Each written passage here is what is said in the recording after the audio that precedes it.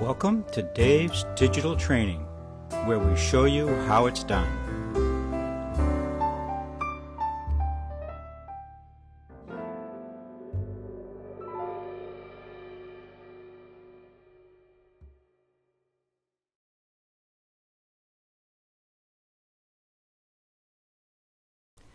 This is a stone arch bridge in Bristol, Maine. This bridge predates the Revolutionary War. It's one of my favorite places to go take pictures. I photograph it all times of year, from kayaks, from the shore. I just find it a really fascinating structure. But let's look at how we're going to clean this image up. This was taken in the late fall. As I look at it, I've got some problems. I've got my kayak in the front of the picture here. It runs downhill a little bit, and I've got this bright sky up here, which is really distracting. Now, one of the things whenever I'm doing a landscape, if it's at all possible, I take the sky out of the image unless it's an integral part of the image. And in this case, the sky is nothing but a distraction. So one of the first things we're going to do is crop it out, because it's going to really be hard to make tonal decisions on correcting the rest of the image as long as those bright values are still there. So the first thing we're going to do is crop. So I'm going to click over here on the crop tool. I'm going to come on out, drag from one corner down.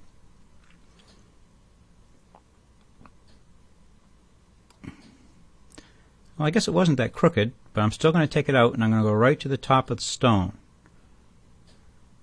I might even come down to get rid of that little white spot there.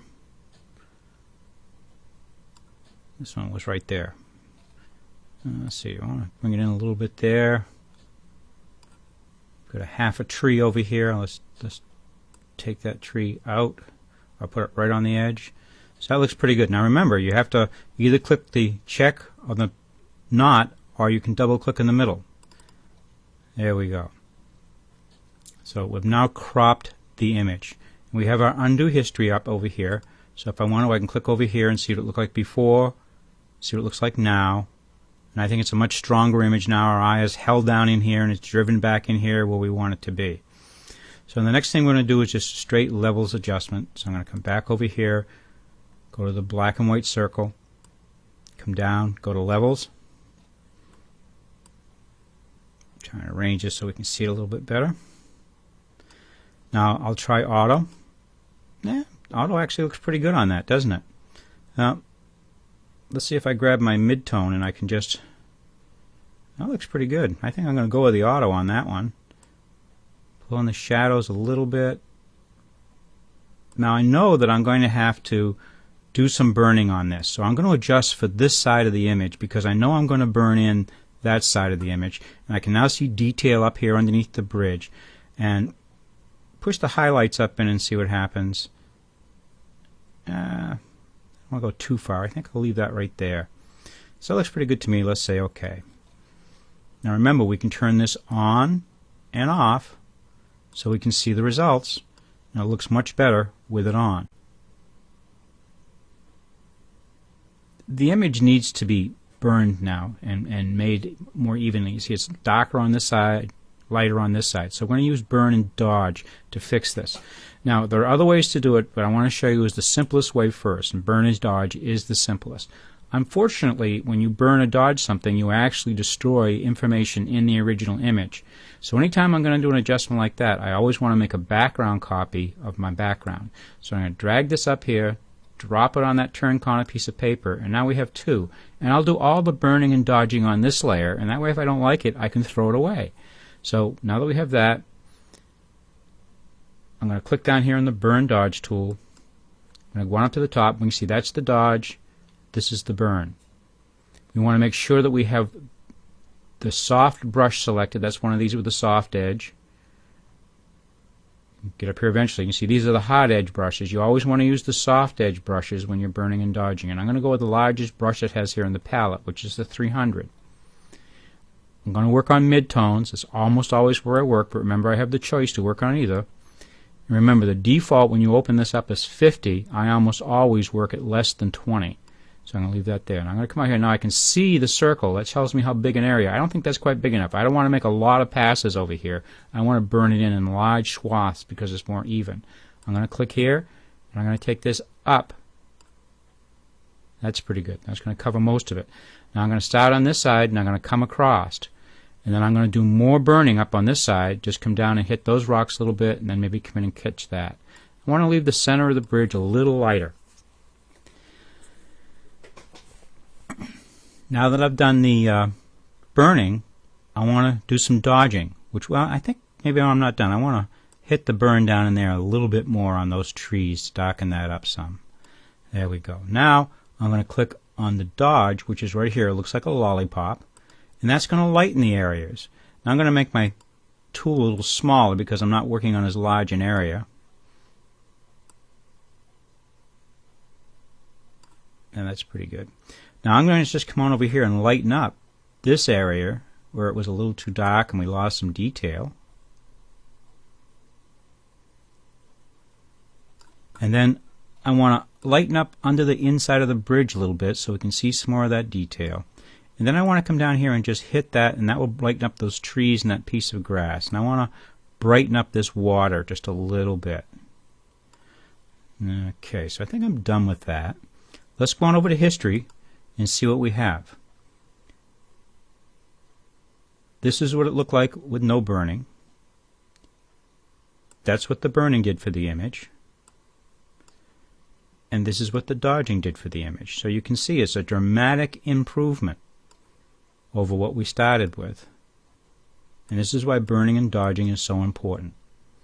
So we have that. It's nice and evenly out. Now what we have to do is we have to get this bow out of the front of the picture. Now I'm going to get the magnifier, which is right here, and move in as close to the area that you're working with as possible so that you have the most control. So we can see that's where I want to work, is right in there. Now the trick is I have to copy some of this information into here to cover this up. Call it clone stamp. Click there. And again, this is another brush-driven menu. So I'm going to bring it down here. That brush is too big for what I want to do.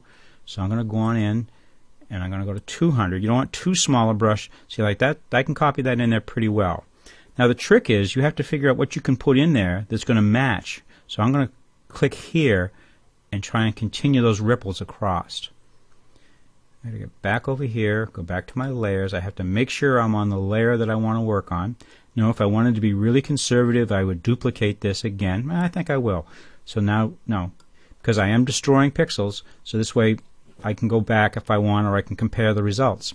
So the first step is I have to load it. To load it, you have to hold down the Option, click, and now when I come on over here, you can see it's going to copy that in.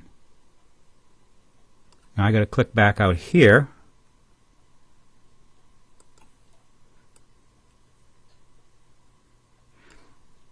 It usually takes 2 or 3 different things. Now, I want to pull some of this dark up into here.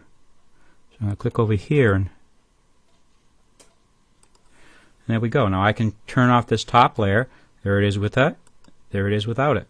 Now let's go back out to our full view. And let's see what it looks like. There it is without it.